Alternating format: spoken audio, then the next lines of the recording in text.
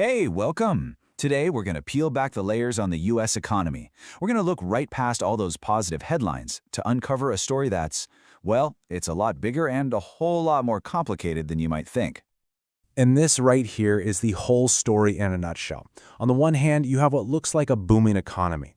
But on the other hand, you have this massive, and I mean massive foundation of debt. Our goal today is to really understand this split and, figure out what's actually holding everything up.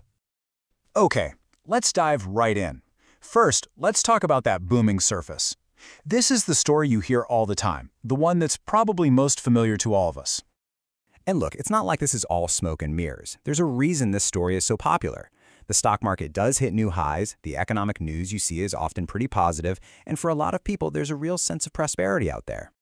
But now we have to look underneath all of that. We need to talk about the part of the foundation that's, well, kind of quietly rotting away. And it all comes down to one single number that completely changes how you see all that prosperity. $38 trillion. That is the current U.S. national debt. It's a number so huge, it's almost impossible to even wrap your head around it. It is so much more than just a number on a screen. It's this enormous weight on the entire system. But a number that big, it's just an abstract concept, right? So what's the real-world price tag? What does it actually cost year after year just to carry that kind of balance? This is where things get really interesting. We're going to take that giant, mind-boggling number and turn it into something we can all understand, an annual bill. Seriously, think of it just like the minimum payment due on the entire nation's credit card. What we're talking about here are annual interest payments. And let's be absolutely crystal clear about this.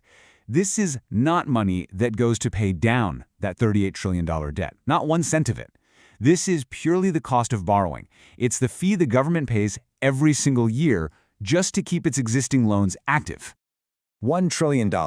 That is the annual bill, just for interest. And it is not a one-time payment. It's a recurring and growing expense that has massive, massive implications for what the country can and what it can't afford to do. So how big is $1 trillion a year, really? Well, to put that into perspective, for the first time in modern history, the U.S. now spends more every year on the interest for its past borrowing than it does on its entire national defense budget.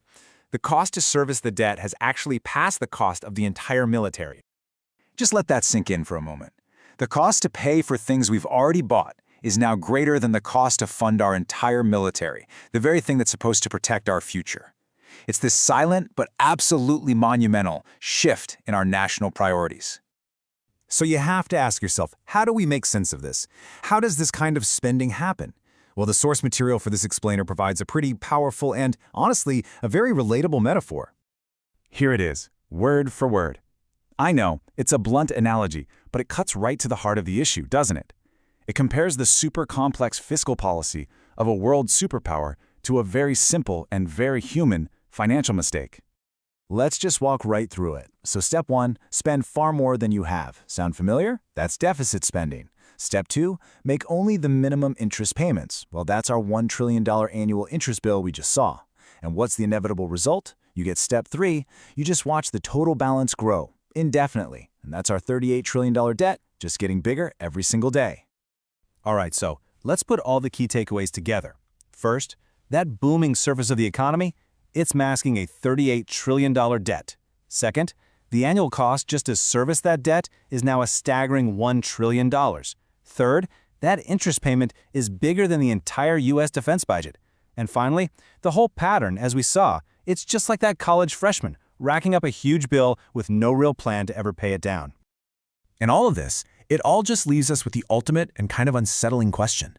As the total debt keeps climbing, and as those interest payments eat up a bigger and bigger piece of the national budget, how long can this possibly go on?